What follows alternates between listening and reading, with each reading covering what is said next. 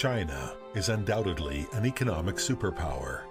In today's Fortune 500 list, the number of Chinese corporations has risen from 95 last year to 100 in 2014. Almost everyone thinks China succeeds through the advantage of its low cost of labor, and its huge domestic market of over 1.3 billion demand has pushed Made in China to every corner of the world. Made in China used to stand for cheap and rough, but nowadays, any of the Apple products or Nikes you buy from all over the world are very likely made in China. The quality and the craft are good enough to compete globally. Another important reason behind the fast growth of Chinese corporations, but seems to be ignored by the world, is that creative industries are evolving quietly in China.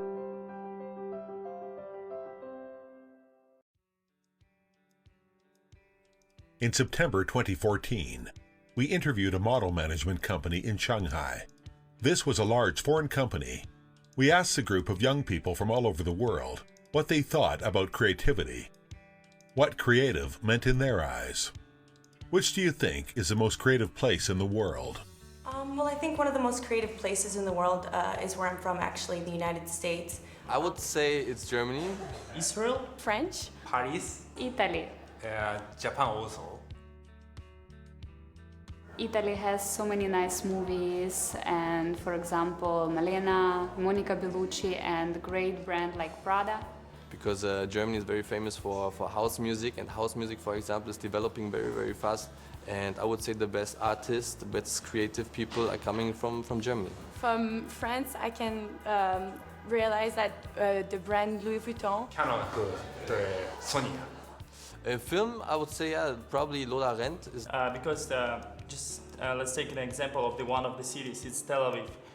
All of the city is built up in the Bauhaus style. Japanese comic and the movies and electric 小丸子 海贼王 and Slam Dunk 怪手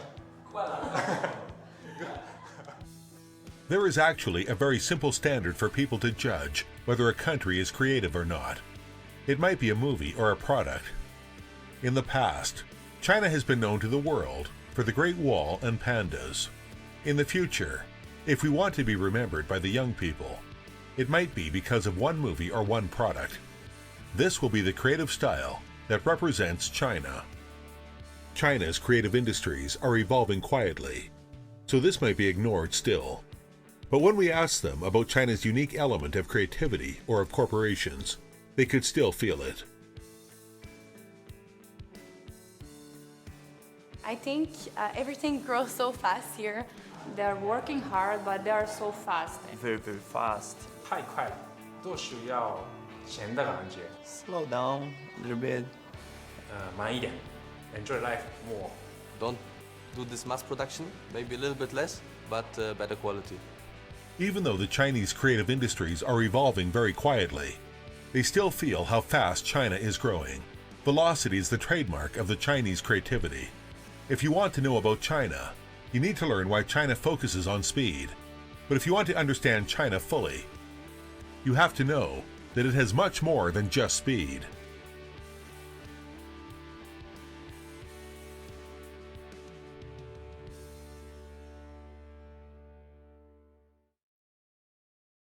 In the Chinese language, chuangyi is one of the favorite terms of the Chinese people. It can be simply understood as to create new thoughts and ideas. It is the opposite of common and ordinary. The Chinese people also use words like chuangxin, chuangzaoli to represent the generalized meaning of creativity, whereas in English, it is translated as creative, idea, originality, or even innovation. In history, the Chinese is one of the most creative peoples. Gunpowder, compass, printing, and paper making, the four great inventions, have left behind a string of glorious footsteps to the world. Since the creativity of a nation relies on its culture to be relayed in the previous interviews, why do they still think China's creativity depends on its low cost of labor? Why has it always been ignored? And why hasn't there been a worldwide accredited movie from China yet? that China counts on the advantage of the low cost of labor in the past is incorrect, because before the Chinese culture goes global, the Chinese corporations and brands must pave the path of globalization. And these corporations and brands rely on creative business practices. The world knows Disney and Hollywood spearhead the Americanization of its culture. But few have realized that the American brands like Coca-Cola and McDonald's had gone overseas and spread the American culture seed a time ago. Coca-Cola Company was founded in 1886. By 1906, it entered into Canada, Cuba, and Panama for overseas expansion. In 1927, Coca-Cola came to China for the first time. In 1979, the third week after China and the United States re-established foreign diplomacy, the first batch of Coca-Cola landed in Beijing through Guangzhou via Hong Kong. On the other hand, Disney was founded in 1925. In 1930, Snow White screened in China's theaters. In 1983, the first overseas Disneyland was in Tokyo. In 1986, after signing an agreement with CCTV, Disney's Mickey Mouse and Donald Duck was aired on CCTV every Sunday at prime time, 6 p.m. It is fair to attribute Disney's overseas culture success to Coca-Cola's seeding. South Korea, another Asian country like China, has spread its culture swiftly overseas in the past few years via entertainment. In 2014, the Korean TV series My Love from the Star swept throughout Asia.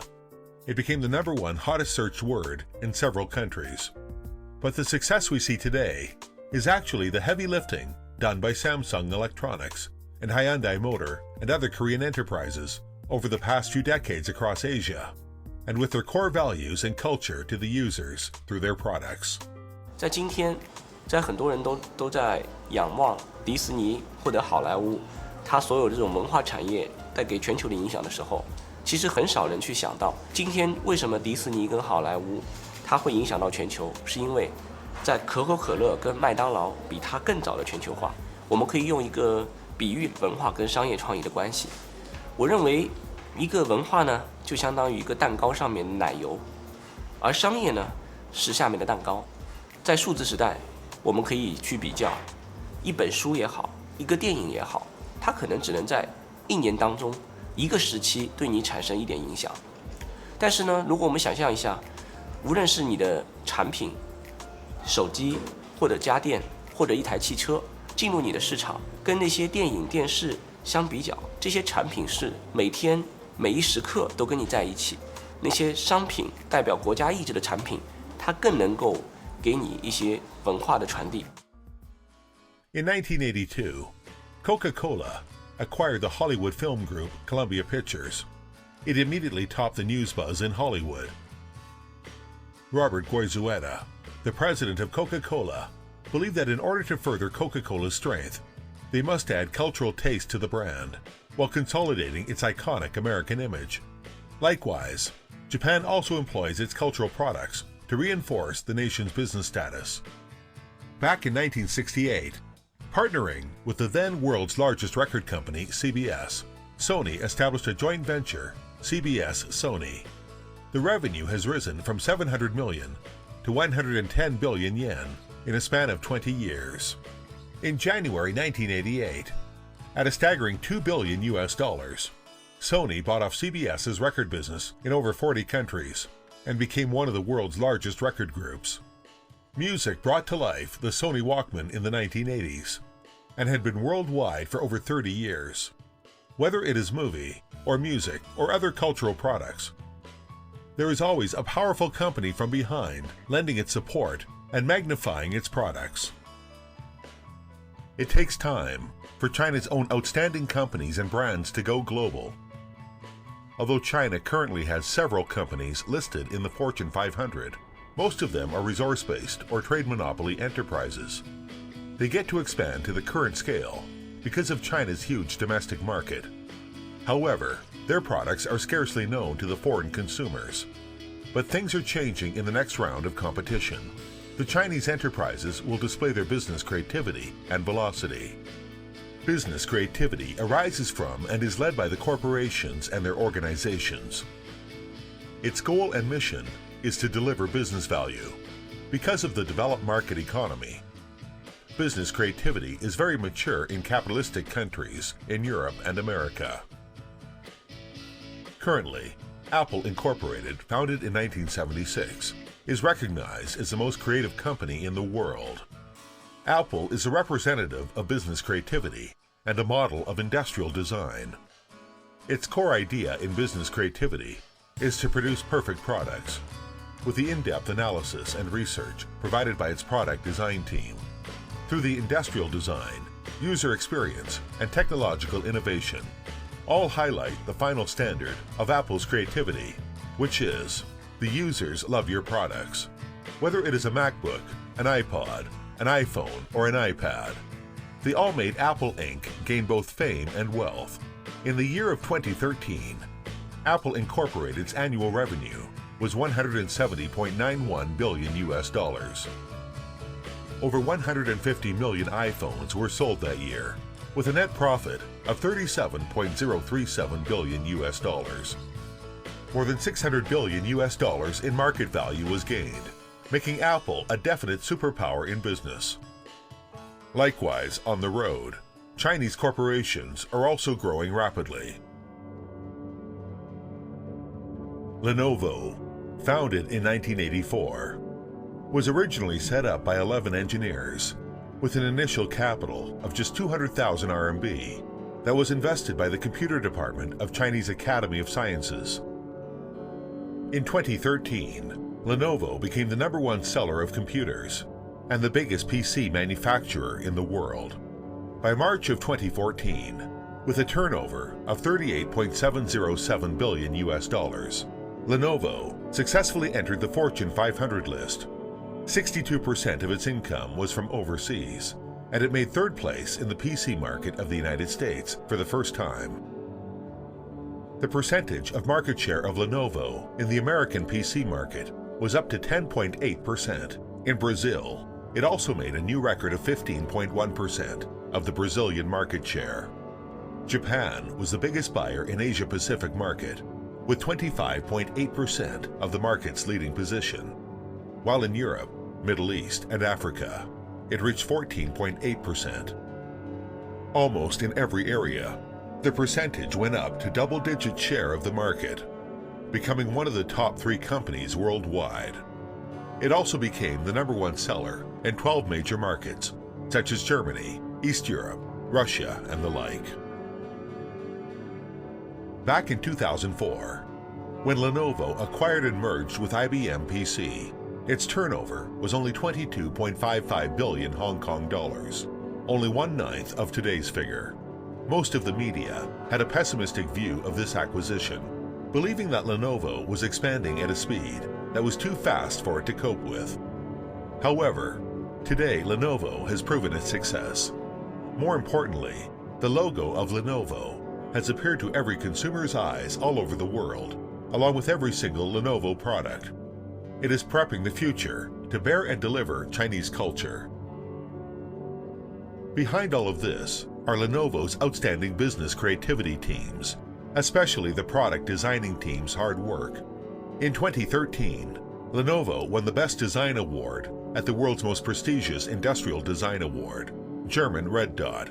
This is the first time a Chinese corporation gets this prize in the 60 years of Red Dot's history. This proved that Lenovo's team designing skills have reached a world-class level. Yao Yingjia, the vice president, as well as the first designer of Lenovo, is the hero who accepted the prize on behalf of Lenovo from German Red Dot. 我是1996年，就是实际上确实就是第一个设计师，然后到2000年的时候大概有20几个人，08年左右的时候就已经是差不多接近200人了。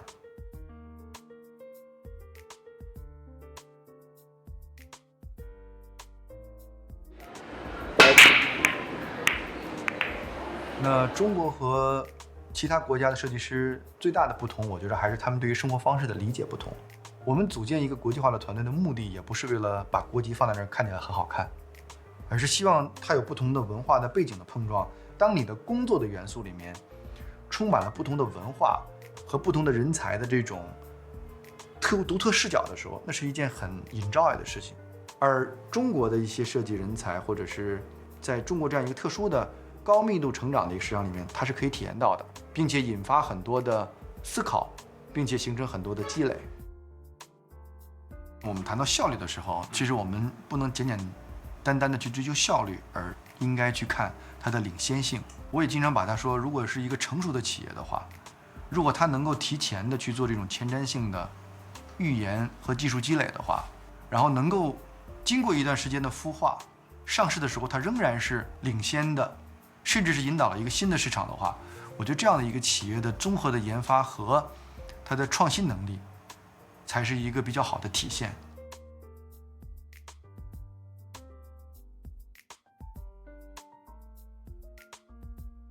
我觉得有一个可能在未来的5年可能会慢慢消失的一个词儿，就是我们所谓的我们是不是很国际化？我觉得可能应该更多的讲我们是不是更加的多元文化。我觉得这可能是一个更客观和有自我认知的一种态度的一种说法。Design took off in China later than in many other countries.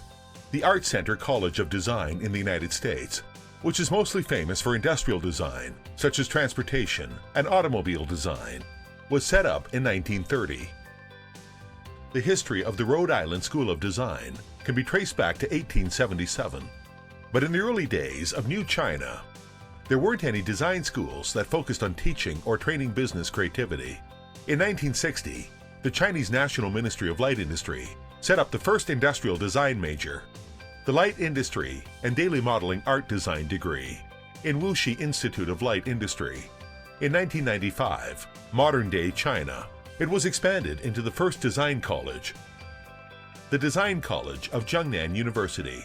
Although China started late, after a few decades of growth, and the fact that Lenovo won the most influential industrial design award, has proven that Chinese product design has gradually appeared on the international stage.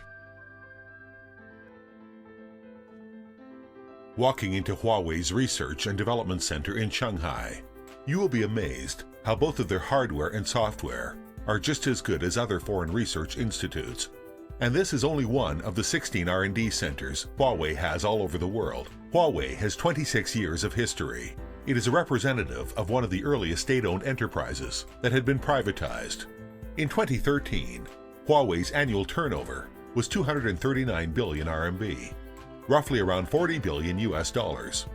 65% of it came from the overseas sales, including 35.4% from Europe, Middle East, and East Africa regions, where its basic network, professional service, and smartphone business are improving rapidly.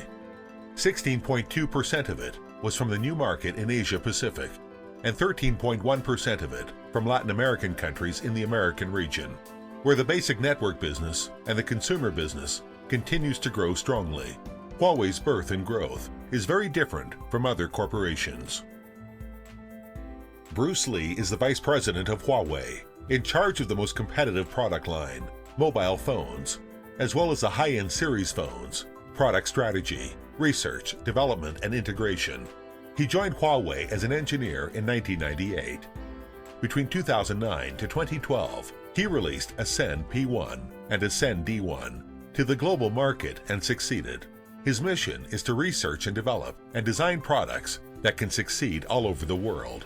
华为一直是一个在研发上非常舍得投入的公司，我们每年都把这个销售额的10%以上的这个用于研发的投入，可能会在这个非常时间长了以后，你才能获得它的收益。我们有去拓展更多的业务领域，包括什么互联网啊，甚至包括中国过去非常火的这个房地产啊什么这些。这些即使在这些行业投入产出非常高的时候，我们还是把这个所有的资金都投到了这个通信方面。虽然现在市面上已经可以买到这种非常好的、像性价比也很高的这样的芯片，但是我们还是坚持我们的海思，我们子公司在那个终端芯片上的那个高强度投入。虽然知道就是说在这个过去的几年我们这个投入产出可能是负的，但是我们还是要坚持去投，要屡败屡战，然后最终达到成功。Spearheading the Chinese corporations on the global stage, Lenovo and Huawei have been working long and hard on the boulevard of globalization. To the world, it took them a short time to achieve what Europe and America had done in decades. But in truth, it is because of China's huge bonus in population and digital revolution, and it's just the beginning. Other aspiring enterprises and corporations are expanding at an even more ferocious speed in their globalization. Headquartered in Beijing, Xiaomi was founded in April 2010. It is a mobile internet company specialized in smart devices. Born for you, burn for me is Xiaomi's product concept. Xiaomi is the first company that started to use the internet for developing mobile phones' operating system, and fans getting involved in development and improvement. Set up by 14 people initially, it grew to 6,000 employees in 4 years. Turnover exceeds billions of US dollars. Their star product is their Mi smartphone, priced at less than 2,000 RMB. We can look at the following figures to get the idea of Xiaomi's speed. Established in April 2010 with 14 founding partners, and by August the same year, MIUI was launched. The company value was $1 billion US dollars. Within a year, the employees expanded to 300 people. August 16, 2011, Xiaomi Mi 1 phone was launched, and 300,000 headsets were pre-sold within 34 hours. On August 16, 2012, Xiaomi Mi 2 was launched. By the end of 2012, 12.65 billion RMB in sales were made, selling a total of 7.19 million Mi 2. The company value was over $4 billion US dollars. Employees exploded from 300 to 2,000. In September 2013, Xiaomi Mi 3 phone was launched. The company value reached $10 billion US dollars. It became the 4th biggest internet company in China and the fastest growing firm. 18.7 million Xiaomi mobile phones were sold.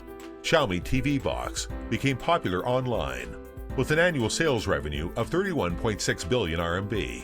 The employee number topped 4,000. By July 2014, in the first half year alone, the sales number was 26.11 million sets and 33 billion RMB. The annual sales of the Xiaomi phones are expected to hit 60 million sets, with over $10 billion US dollars in sales. The team now has over 6,000 employees. Xiaomi is also trying to actively step outside of China. In the middle of June 2014, Hongmi Note, also Xiaomi's brand, launched in Taiwan's online retailer PC Home with a price of 4,999 Taiwan dollars, which is 1,035 RMB. 10,000 phones were sold in just 1 second, according to the local news VR Zone's report. July 2014, Xiaomi launched Hongmi phones for 128 US dollars in Indonesia. This created a purchasing rush at the time. Xiaomi repeatedly succeeded in other emerging markets through the same way. Hugo Berra, the vice president of Xiaomi International, wrote on his Twitter account, "The first time our company had flash sale in India, 40,000 Hongmi 1S phones was sold in over 4.2 seconds. The Indian market is just a beginning. Xiaomi will continue to expand in Southeast Asia, South Africa, and Europe." Hugo Berra, who came from Google, will be responsible for promoting the new products to the world. As a representative of the Chinese smartphone army, Xiaomi is speeding up to expand in international markets and challenge Samsung and Apple. Liu De, one of the 6 co-founders of Xiaomi, is the Vice President of Industrial Design and Supply Chains. Graduated with a master's degree in industrial design from Art Center College of Design in the United States. Between 2001 and 2003, he served as the Director of Industrial Design Department in Beijing Science and Technology University. In 2010, Liu De and the other 5 co-founders established Xiaomi Company together. 移动互联网时代是又一次享受人口红利的领域。你会看到，在未来的中国也好、印度也好、南美也好，就是这些人口大国，它会更容易的取得在互联网领域的爆炸性的发展。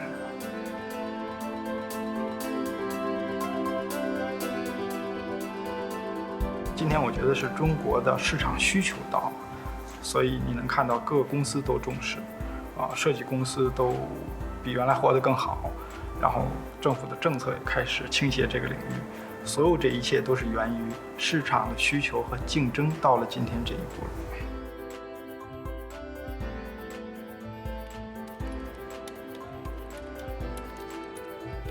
中国早期呢，主要是制造业先行的嘛，所有的设计都是从西方来，中国主要负责制造，所以制造业追赶得非常快。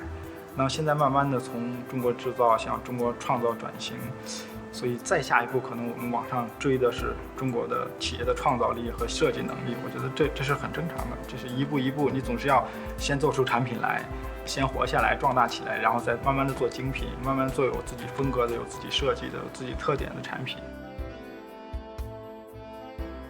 第一个就是我们有通过互联网渠道能够真切地了解到第一线的用户他的需求。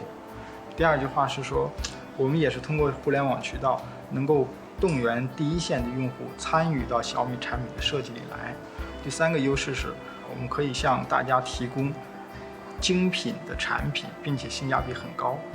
在小米向海外推广的过程中就是依赖这3个优势来推进的。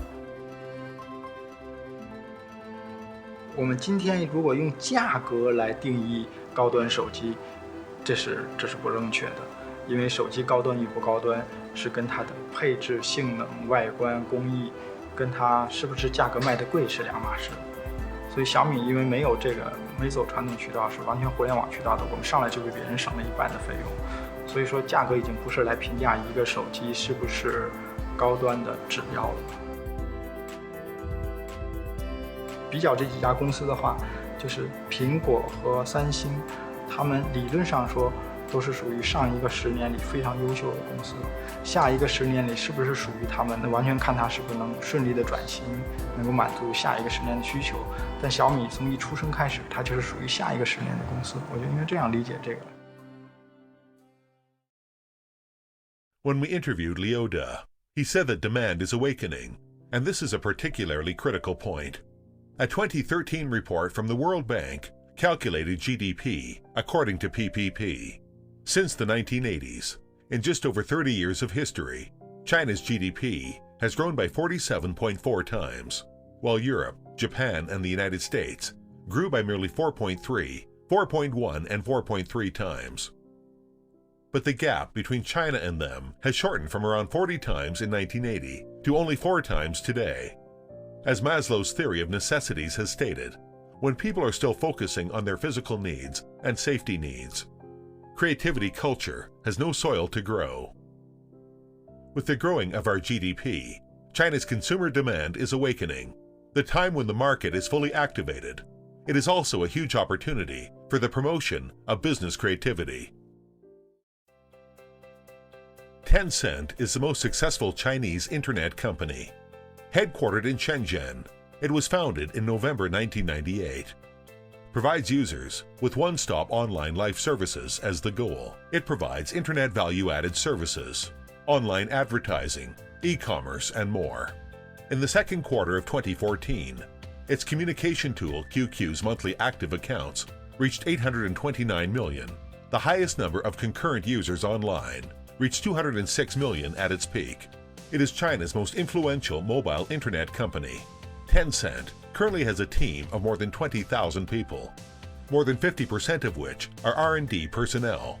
Tencent's 2013 total income was $9.913 billion, 60.437 billion RMB, including an operating profit of $3.148 billion, 19.194 billion RMB. In 2014, the company's value went over $150 billion for the first time. Even if the income is already such a large base specification, compared to 2012, Tencent still maintained a 38% growth. A very important reason behind this is because of its other flagship product, Weixin, or WeChat. WeChat was launched by Tencent's Guangzhou R&D department in early 2011. It is an application that sends picture and text messages, as well as video calls. It supports group chat and other online social activities. The speed of its development is amazing. By the 29th of March 2012, WeChat exceeded 100 million users within 433 days, with an average growth rate of 230,900 per day. By the 17th of September 2012, WeChat reached 200 million users within 172 days, with an average growth rate of 581,400 per day.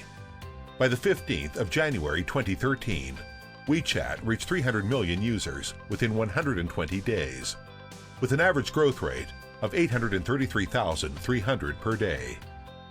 WeChat is similar with WhatsApp from the United States and Line from Korea. They are all mobile social apps, but WeChat is more innovative from a product perspective.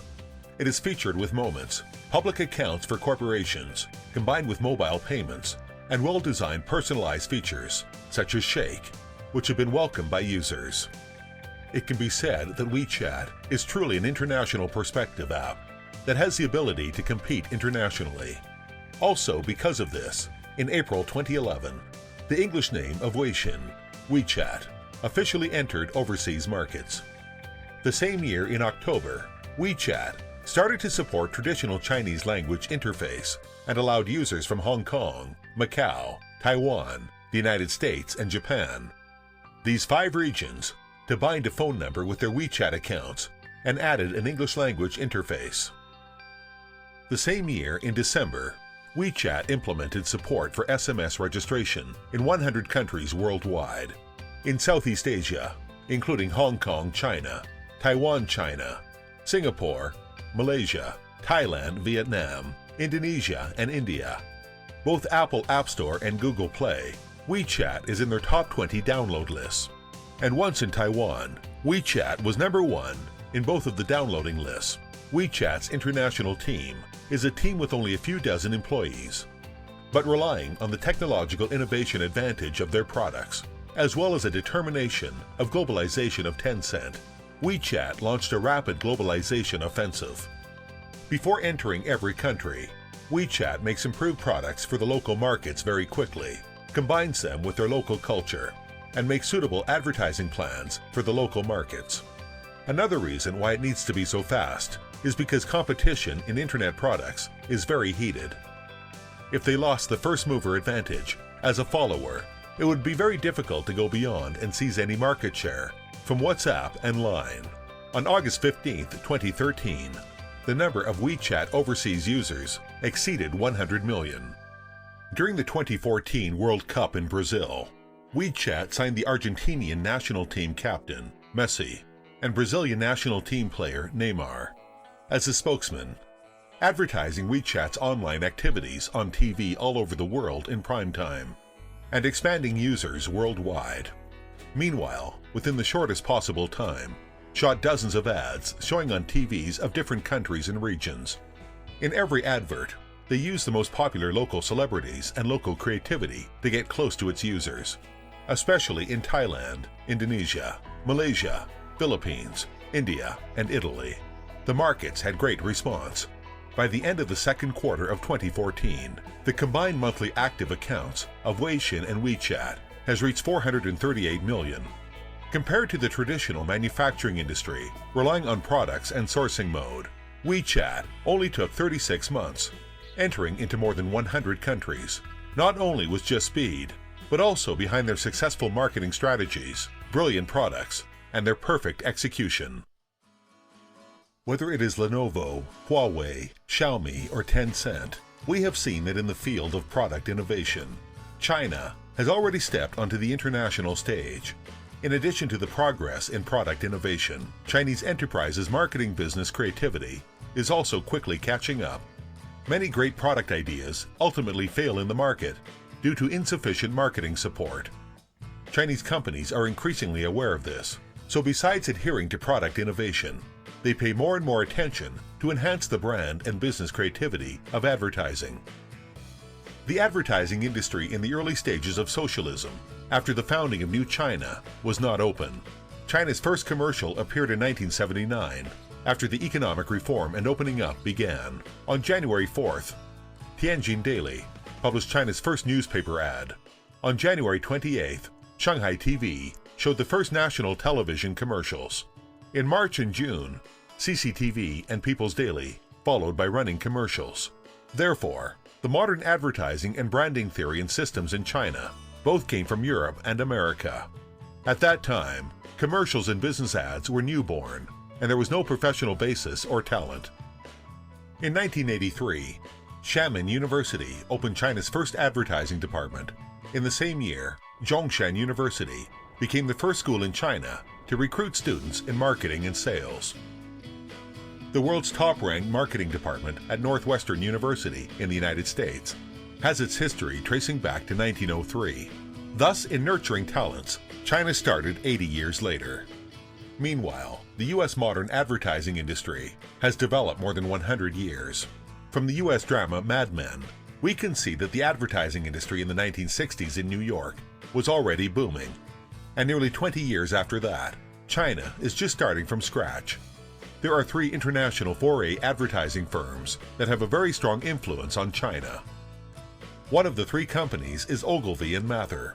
Ogilvy & Mather was not the first advertising company that entered China, and it is not the world's largest either, but 2 books have made Ogilvy & Mather one of the most powerful foray companies all over China. One book was written by David Ogilvy, named Confessions of an Advertising Man. This book has had 7 editions printed in China, with cumulative sales of over 1 million copies. Ogilvy successfully established themselves as a leading position in branding. The other book is Ogilvy & Mather's Point of View. It originally was a collection of their staff's experiences at the company. Up till now, since 2001, it has printed 7 editions in mainland China. Most professional advertising people in China know about international foray companies and their advanced profession through Ogilvy & Mather. Another company is Bates.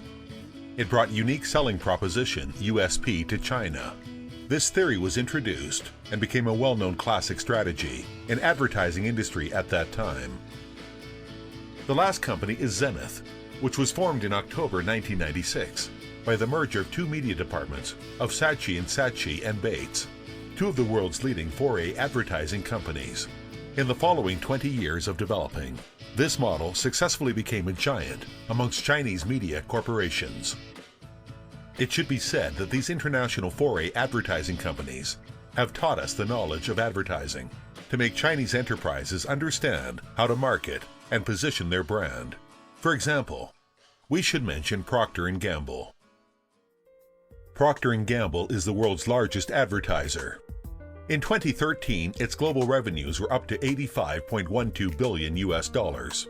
P&G spends more than $9 billion US to invest in business creatives every year, including advertising, public relations, special events, etc., establishing the brand in the consumer's minds. So P&G is also honored as brand leader. The world's largest consumer goods company was established in 1837. In 1988, China's first joint venture company was established in Guangzhou. It brought with it international products, as well as advanced commercial advertising and branded management philosophies. In 1989, Rejoice entered China. Procter & Gamble's way of using commercials, its presentation of product benefits, its media advertising, and its offline sales promotions help China's enterprises understand how creative commercials can help companies build brands and promote sales. Before this, Chinese enterprises did not have any particular system. Procter & Gamble today is China's largest consumer goods company. Rejoice, Safeguard, Olay, Pampers, Tide, and Gillette are all leading brands in their respective product areas. Meanwhile, China is one of the fastest growing markets of P&G's global sales. The sales in China now rank 2nd in the world market. Xu Youjia, a RNAT company, is the Vice President of Communication. He served as a Director General Manager of Procter & Gamble in Hong Kong since the year 2000. He has over 15 years of experience in the Greater China region. He is currently in charge of the communication and public relations in Guangzhou, where he witnessed the growing of China's business creativity. 我们派了一个人进来，他就拿了一堆产品，然后呢，他就给消费者试用。当初我们给他试用了那个洗衣粉，也当初给他们试用了一个洗发水。他在那个过程当中，他有一个洞察，为什么消费者用我们的洗衣粉呢？用完呢，在聊的时候没有什么很兴奋啊，但是跟他们谈到那个他们刚刚用的那个洗发水，他们就非常兴奋，从来没有那么柔顺过的头发。他回来就跟公司讲，我们要进入中国，必须跟我们进入别的国家的一个策略不一样。这种 agility 啊，敏捷度，这种 flexibility， 其实是我是觉得这是我们的一个强项。因为很多像我们有一些同事啊，可能在国外啊，在总部工作啊，或者是觉得说，我们这里1个礼拜可以完成的东西，可能别的国家可能要1个月、2个月都还没有完成。像我们在这样子的一个快销行业，我们的行业是快销嘛，所以速度是很重要的。你如果比别人慢半拍，你可能就已经输掉了。所以这个是我觉得我们要保留的。保持这个速度的同时，也提高那个质量，那个永远是有空间的。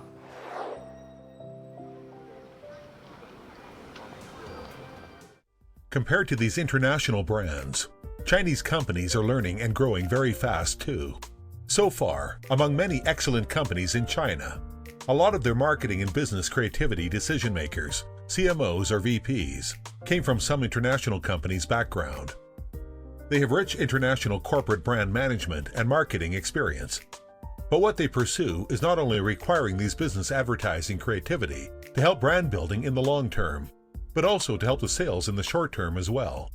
This is because of the fierce competition in the Chinese market.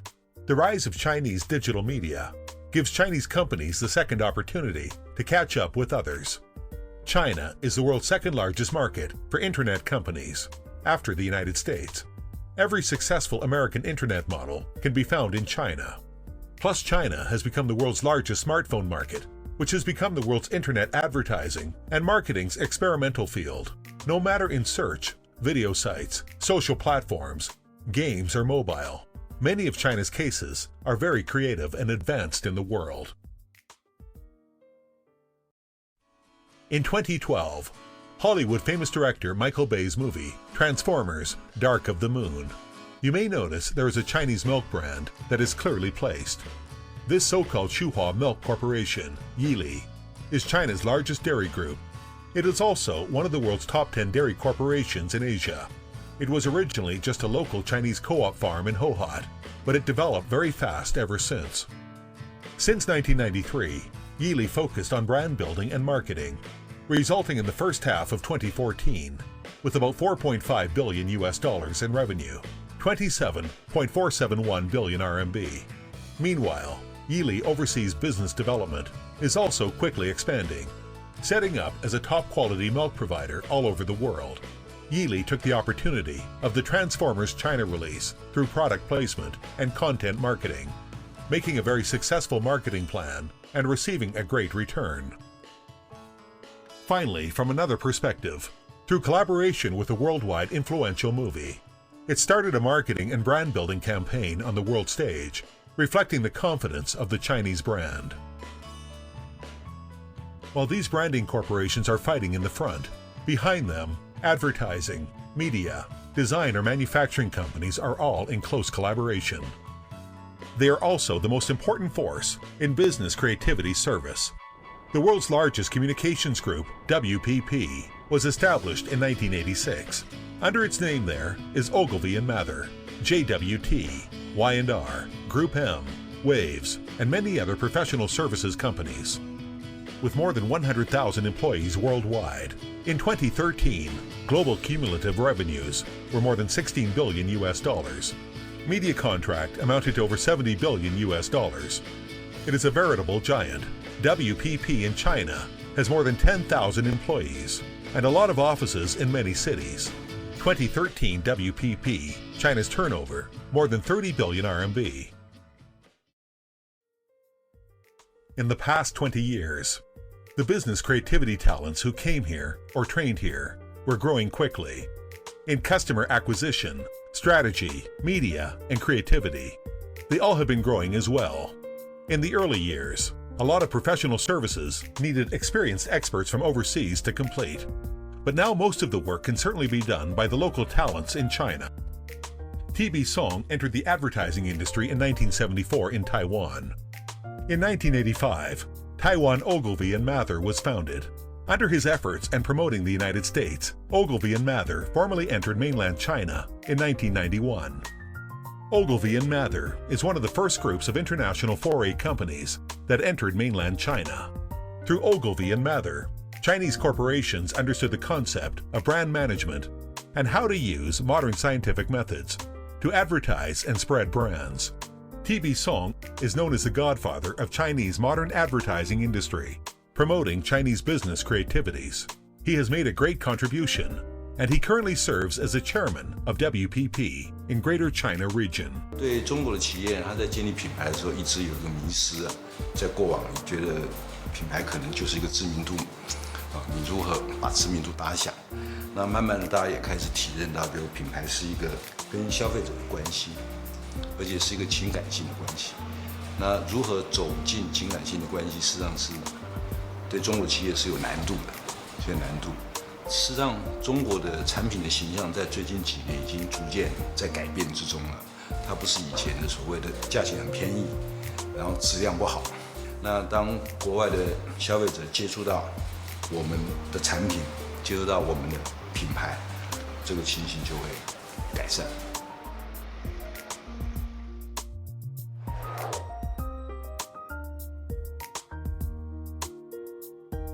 我觉得最大的特点应该就是创业家的精神，这是在中国在过去20年来，事实上我们看很多企业都是在几年之中都成功。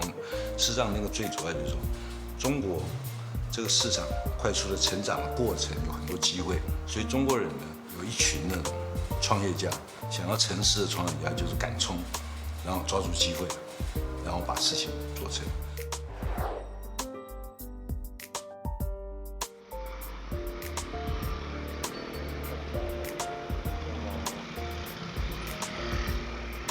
中国的文化、中国的电影、中国的娱乐、中国的音乐这些东西如何逐步的在全世界普遍化或让人家接受，那这个都需要时间。有这个为基础之后呢，所谓中国的创意或者中国的广告创意才能够逐步在全世界各地呢被普遍的接受。中国最大的特点就是人才无限，只在于说你能不能找到人，然后去培养他们。所以最重要的是找对人。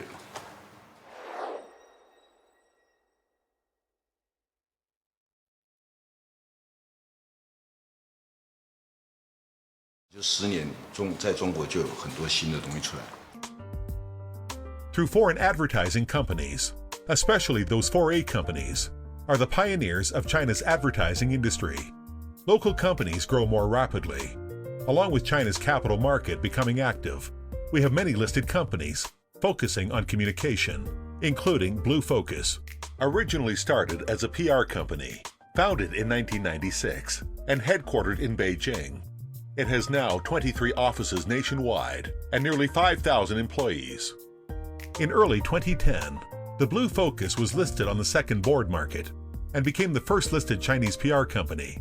In the first half of 2009, operating income was only 143 million RMB, which was less than 25 million US dollars.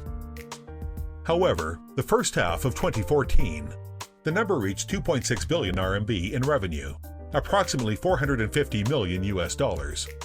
Its value has increased 18 times in 5 years. The market value is nearly 300 billion RMB. Domestic Chinese capital market gives local communication companies almost 40 times of price-earnings ratio. Compared with WPP and other communication groups, local ones get 3 times more capital premium, and that allowed them to grow more rapidly. During the first visit of the famous international 4A company, Gray Worldwide's global headquarters in New York's Madison Avenue in 2005, I was shocked by seeing a 37-floor building with more than 1,800 people working in it. And 10 years later, in Zhoushan Chao Building, the headquarters of Blue Focus in Beijing, there are more than 4,000 people working there. In 2013, Blue Focus invested 350 million RMB shares in a veteran British international public relations company named Huntsworth, headquartered in London. Meanwhile, Blue Focus also acquired the world's leading social media communications company from the UK, named We Are Social, with 82.84% of the shares, in order to obtain and share its talents and tools inside such an innovative digital marketing company. And in July 2014, Blue Cursor acquired 75% of the shares of the world's leading industrial design company, Fuse Project, with 290 million RMB, which was founded in 1999 and headquartered in San Francisco. Holly Jung, living in San Francisco, is the president of the Blue Focus, responsible for overseas business, and is a pioneer in the development of the Blue Focus overseas. 蓝标成立于96年，所以发展到今天十几年路程呢，对我们来讲，感觉也像弹指一挥间。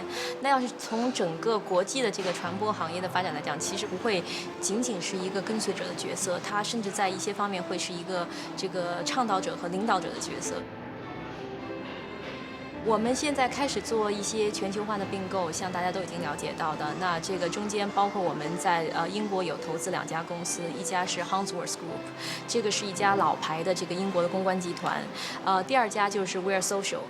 那最近我们做了一件事情，大概大家会发觉比较有趣，就是我们在旧金山湾区硅谷那一带收购了一家公司叫 Fuse Project。Fuse Project 呢是全球顶尖的一个设计公司。 收购这个企业时候受到很多问题，包括就是说你以前是一个所谓的公关的或者做广告的公司，怎么会想到来收购一个设计公司？因为很大程度上我们是希望能够把一个整个品牌的 story 通过不同的渠道，但是以统一的这个 message 能够那个传播出来。那 Fuse 在这一点上是非常有优势的。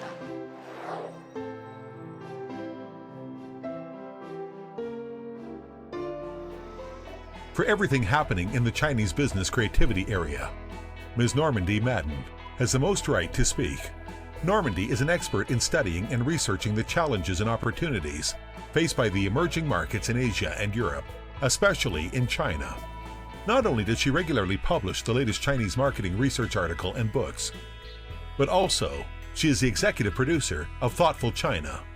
Thoughtful China is a network talk show mainly about Chinese advertising creativity. Before joining Thoughtful Media Group in February 2011, Normandy worked in Advertising Age as the Asia region editor for 13 years. From 2005 to 2010, she served the China region as managing director and editor in Advertising Age. Normandy has a profound insight into Asian consumers. She has interviewed numerous executives from creative and media companies worldwide. The state-run companies haven't traditionally understood branding and marketing in the same way as Western companies. A brand is something that a customer wants to buy. They go into a store and they have a good feeling about the brand, they want to buy it, and they're choosing it. And a name is not the same thing. So I don't think that some of these state companies really understand that. Some of the private companies, I think, are moving further ahead, like Li Ning and Anta in sportswear would be 2 examples of companies which have done relatively well in terms of creating a brand. They haven't succeeded overseas as much as they might have, but it's still early days yet, I think, for these companies. A case like Lenovo is a little bit different because they expanded rapidly overseas, mostly through acquisition. So I think that's a little bit of a special case, but they've also done quite well. One of the things that really characterizes the Chinese market is the speed. This market moves very, very quickly, and one example is a brand like WeChat, which has only been around for a couple of years and already has a global presence and has done extremely well overseas. Some people, the agencies like to blame the client and say that they're not ready to take risks, or that that they don't think that consumers are ready, for something that's too creative or too, too daring.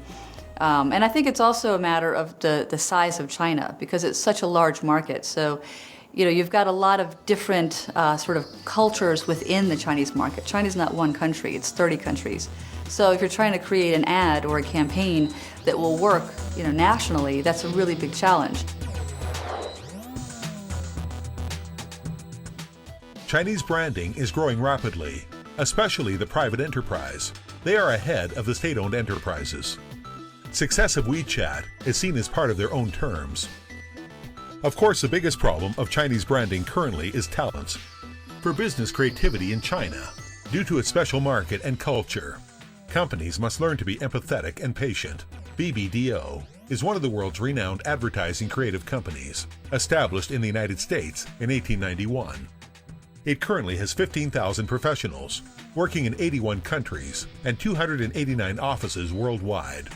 Its China branch has acquired numerous awards. At the ROI Festival, Andrew Robertson, BBDO's global CEO, shares his love for China. China is a remarkable country. In the advertising business, it's a relatively new country. The advertising business is in the context of 5,000 years. And then the speed, sheer speed with which they apply all of that learning to whatever it is that they're working on. And that energy and speed is something that I find it really invigorating. Another important reason behind the rapid development of Chinese business creativity is the unanimous support and action in this whole country, from top to bottom. Besides having a population of 1.3 billion people, China also has 23 provinces, 5 autonomous regions, 4 municipalities, and 2 special administrative regions. It is a unified multi-ethnic country with 56 nationalities. Its management complexity is no less than the whole of Europe. Every local people's government is the executive organ of the local people's Congress, set up to regulate, lead, supervise, and manage the administrative organs. But the local government of China is different from the federated state government of the United States, which has relative independence, autonomy, legislation, and free formulation of industrial policy. Whereas the Chinese central government has the absolute leadership of local governments, every major national strategy or policy decision is from the highest levels of CPC Central Committee, General Secretary, and the Premier's instructions. And then it is implemented and carried out from top to bottom, level by level. On November 8, 2012, the 18th National Congress of the Communist Party of China was held in Beijing. When he was the CPC Central Committee General Secretary, Hu Jintao made a report to the Congress. In it, he called for promoting the rapid development of cultural industries as soon as possible, as an important part of the report. In December 2013, Xi Jinping, the General Secretary, made it clear during the collective learning in the Politburo, enhancing national cultural soft power relates to our country's positioning in the pattern of world culture, to our country's international position and international influence. In January 22, 2014, at a State Council executive meeting, Premier Li Keqiang clearly deployed to promote cultural creativity and design services, and the related integration and development of industries, and determined 5 measures, every one of China's General Secretary and Premier's attention to cultural industrial creativity pushes every ministry and organ to make a series of guidelines and policies to stimulate the development of this industry. Among these policies, what caught the most attention to the world is China's protection of the intellectual property right. After joining the WTO, China has been criticized by some countries who believe that China's IPR protection is not strong enough.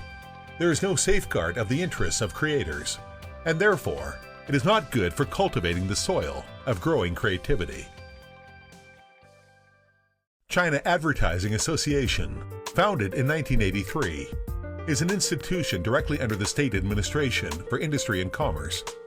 Chinese commercials are in charge by the State Administration for Industry and Commerce's Advertising Department. It is the most influential advertising organization in China. In many provinces, autonomous regions, and municipalities, there are 51 Advertising Association members, more than 600 organization members, more than 400 individual members, and 15 professional associated organizations. Regarding the speed of China, the president of the China Advertising Association, Li Dongsheng, thinks the following. 其实中国的快，你要仔细的要研究一下为什么快。实际上，我们也是吸收了全世界的经验，你包括知识产权也是。我所知道的是，因为知识产权它主要保护利嘛，保护利和名嘛，而中国的传统文化当中，文人是耻于谈利，但是名还是很重视的。比方说，我们想起这个在晋朝吧，离现在有1700年了。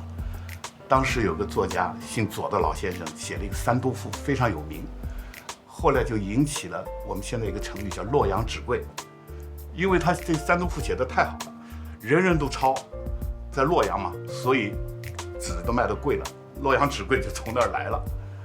其实大家都在那儿抄，你说当时这个左老先生跟他说了我的版权，你们都给我交钱吗？没有，不仅没有，我的设想啊，我的推理，他还很高兴，帮我扬名了，是不是？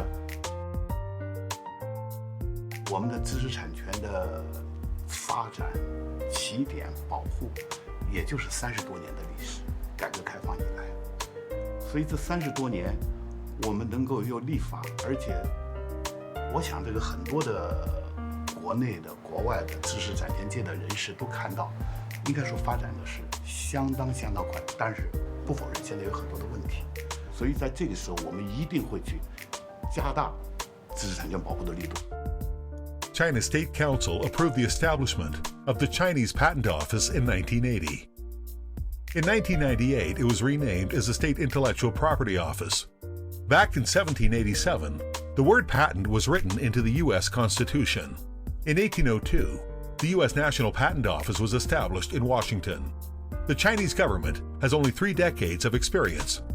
To be asked to do it as well as a country that has over 200 years of history is unfair. The success of business creativity is significant for the promotion of Chinese culture. Bona Film Group, founded in 2003, is the first entertainment group from mainland China listed on NASDAQ, listing code BONA. In the United States, it is China's only one video content production company that has a whole industry chain layout and has strong distribution capabilities. The main business segments include film and television production, film distribution, theater investment, cinema management, advertising and marketing, talent agent, and so on. As the company's founder and entrepreneur, Yu Dong sees the issue of globalization more clearly, and on a larger scale, the founder and chairman of Bona, Yu Dong's dream is that one day China's films will go global. 为什么中国电影可以成为世界上有影响力的电影？是因为我们有庞大的13亿人口。就说如果我们要进入好莱坞市场，实际上是要拍英语片的，这是一个基本前提。那么英语片呢？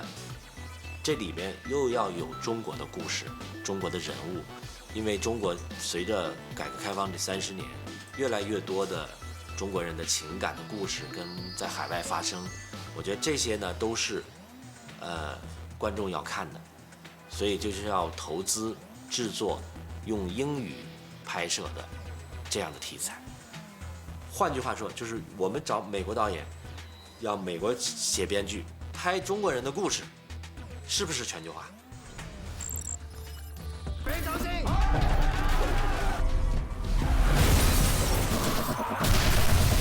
窃听风云的1、2、3，我们准备把它翻拍成北美的时候，过去我们《无间道》只是卖了一个重拍权，但是这一次不同，这一次是我们要求一半一半的投资，我是投资方之一，然后把它拍成一部英语片。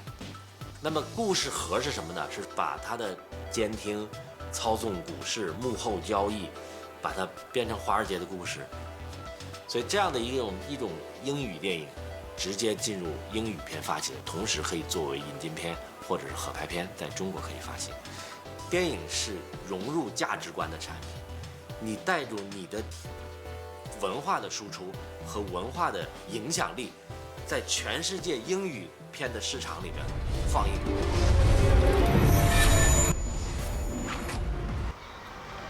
On September 19, 2014, the Chinese internet company Alibaba was officially listed for trading at the New York Stock Exchange, closing at $93.89 on the same day, with a 38.07% increase. Its market capital reached $231.439 billion, exceeding Facebook to become the second largest internet company after Google. The figure tops the GDP of Portugal. While in a traditional economic sphere, China's companies need time to grow to compete on a global sphere, while in the new economy, especially in the internet industry.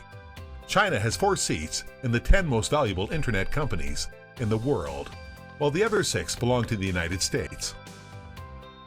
Michael Moritz, the U.S. venture capitalist, partner at the renowned venture firm Sequoia Capital, commented on his LinkedIn page.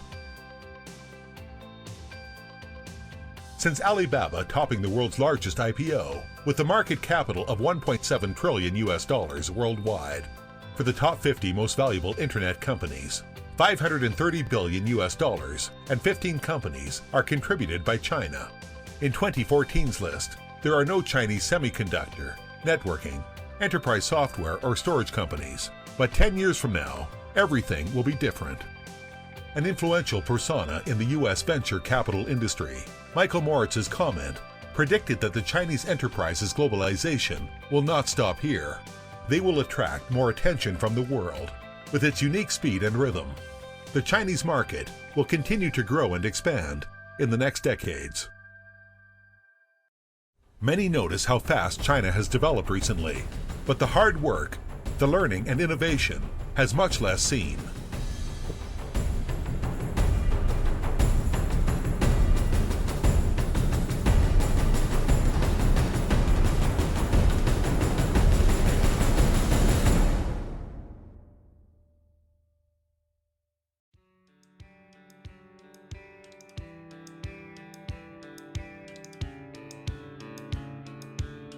哎呀，这个问题，喝酒和关系，这的确是事实。就是尊重，然后要真实。即使是喝酒，可能也是这个半杯一杯，这个浅尝辄止，这个非常优雅文雅的这样喝酒。我觉得到了中国，慢慢的这些外国的朋友还是可以适应的。我们公司就很清楚，我们送礼的还是靠你们工作的一些成绩来评估。我们现在其实有很多地方，他们其实是非常尊重那些国际合作伙伴的习惯，他基本上不需要跟客户去喝酒，只要把专业谈好就可以了。这是一个误会嘛，这是一个误会嘛。那中国的社会本来就是要有关系。你说，比如说奥美在美国做广告，他不需要关系吗？他还是要关系嘛，只是大家建立关系的方式不同。中国人是好客的，所以都想把自己最好的东西给别人，而恰恰呢，我们很多的外国朋友呢，他不是从这种文化里出来。A lot of the Chinese, I think, are not even necessarily in favor of, the heavy alcohol consumption that has been characterized in the Chinese market. But in terms of doing business, it does help to really have a social strategy. There is a lot of karaoke and a lot of drinking and dining, and a certain amount of that really has to be done for a foreigner to succeed here. 我们去欣赏和包容差异性，也许是一件非常有乐趣的事情，而不是一件痛苦的事情。